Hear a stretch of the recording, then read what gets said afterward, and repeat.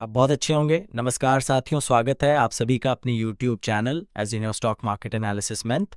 यदि चैनल पर पहली बार विजिट किए हैं तो कृपया चैनल को सब्सक्राइब करें और बेल आइकन को प्रेस करें ताकि इस तरह की वीडियो का नोटिफिकेशन आप तक पहुंच सके।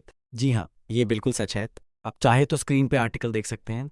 अलग अलग डिफेंस सोर्सेस ने खबर दी है कि अमेरिका की प्राइवेट हथियार निर्माता कंपनी ने भारत को एक 6th जनरेशन के स्टेल्थ लड़ाकू विमान का ऑफर दे डाला है। जी हाँ, और इस प्राइवेट हथियार निर्माता कंपनी ने इसकी स्पेसिफिकेशन भी बताई है और कुछ कॉन्सेप्ट इमेज भी दी है कि ये लड़ाकू विमान देखने में होगा कैसा। और यकीन मानिए, ऐसा कॉन्सेप्ट आज तक आपने नहीं देखा होगा, ना ही इस डिज़ाइन लैंग्वेज के साथ आने वाला कोई लड़ाकू विमान देखा होगा।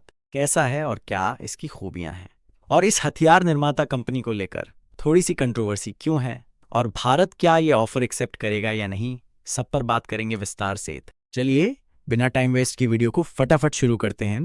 दोस्तों, अमेरिका की एक प्राइवेट हथियार निर्माता कंपनी है स्वाति एरोस्मिथ एरोस्पेस बिजनेस के अंदर, यानी कि जो सेना के लिए जितने भी ड्रोन लड़ाकू विमान बनाने का काम होता है उसमें काफ़ी नहीं है। यहाँ तक कि हाल ही में इन्होंने अपना एक प्रॉपर बेस खरीदा है अमेरिका के ही नागरा फॉल के पास में, जो काफ़ी विशालकाय है।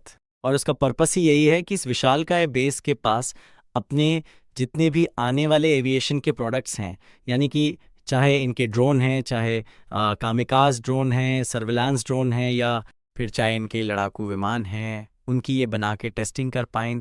लेकिन इससे पहले इन्होंने भारत के साथ साथ अमेरिकी सेना को एक विशालकाय ऑफर दिया है जिस पर पूरी दुनिया में बात हो रही है, और बात होनी भी चाहिए। ऐसा इसलिए क्योंकि स्वाति एरोस्पेस ने कहा है कि हम एक 6th जनरेशन के स्टेल्थ लड़ाकू विमान पर काम कर रहे हैं जिसका नाम है M39 रेजरथ। ज़रा आप अपनी स्क्रीन पर देखिए, ये इसकी कॉन्सेप्ट इमेज।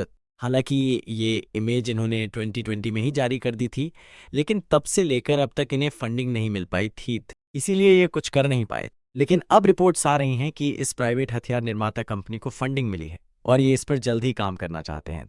लेकिन समस्या ये है कि इस कंपनी के जो इन्वेस्टर्स हैं वो चाहते हैं कि कंपनी इसे बनाने से पहले इसके ग्राहक खोजे। कहीं ऐसा ना हो कि ये अरबों डॉलर में से तैयार करें और बाद में इसके खरीदार न मिलें। इसीलिए इन्होंने भारत के साथ साथ अमेरिकी वायुसेना के सामने इस ऑफर को रखा है। और रिपोर्ट्स आ रही हैं कि अमेरिका में तो इसकी चर्चा हो भी रही है।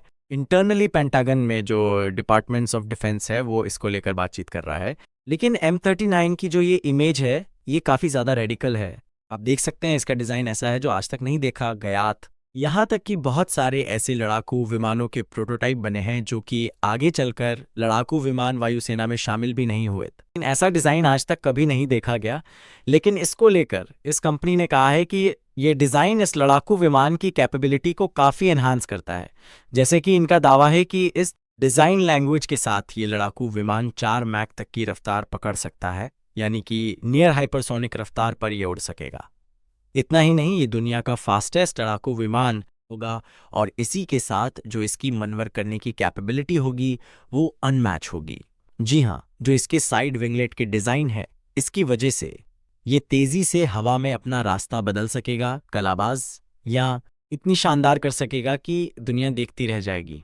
और जब डॉग फाइट होगी और मान लीजिए इसके पीछे कोई लड़ाकू विमान है जो इसे मारना चाहता है, तो ये इतनी तेज़ी से मूव कर सकता है कि चुटकी जाते ही इससे पहले कि दुश्मन लड़ाकू विमान हिले, ये आगे से पीछे आकर उस पर मिसाइल दाग देगा।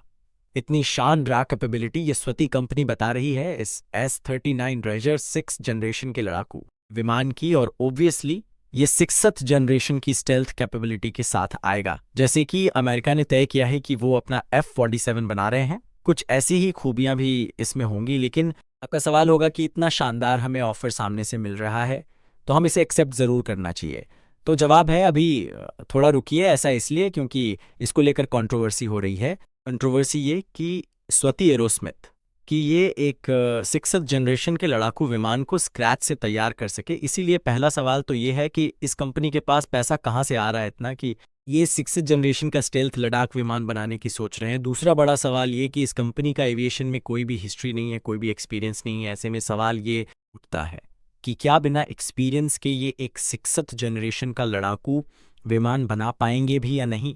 तीसरी कंट्रोवर्सी है डिज़ाइन को लेकर। कई लोग कह रहे हैं कि एरोडायनेमिक्स में ये डिजाइन किसी भी बुरे सपने से कम नहीं है, क्योंकि इस डिजाइन के साथ ये लड़ाकू विमान सफल होगा या नहीं एक बड़ा सवाल है, और इसी वजह से इस ऑफर को लेकर कंट्रोवर्सी है। लेकिन आपका सवाल होगा कि क्या हम इसे एक्सेप्ट करें या नहीं। तो देखिए, रिपोर्ट्स बताती कि भारत इस तरीके के ऑफर को तभी एक्सेप्ट करेगा जब उसका बेस कंट्री, यानी कि जो कंपनी की बेस कंट्री है अमेरिका, वो भी इस पर डिसीजन ले और वो खुद इसे चाहे। क्योंकि अगर अमेरिका खुद इसे बनाने से इनकार कर देता है और कहता है कि जी आप बनाएंगे तो हम नहीं खरीदेंगे, तो भारत भी इस ऑफर के साथ आगे नहीं बढ़ने वाला। हालांकि इस पूरी डील पर मेरी बारीक नज़र है। स्वती की तरफ से कोई और स्टेटमेंट आती है या भारत की तरफ से कुछ एक्टिविटी होती है, मैं आपको ज़रूर बताऊंगा।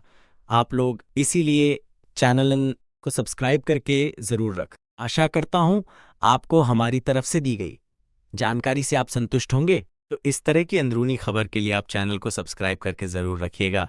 मिलते हैं अगले वीडियो में, तब तक के लिए आप अपना ख्याल रखिएगा। जय हिंद, वंदे मातरम, भारत माता की जय।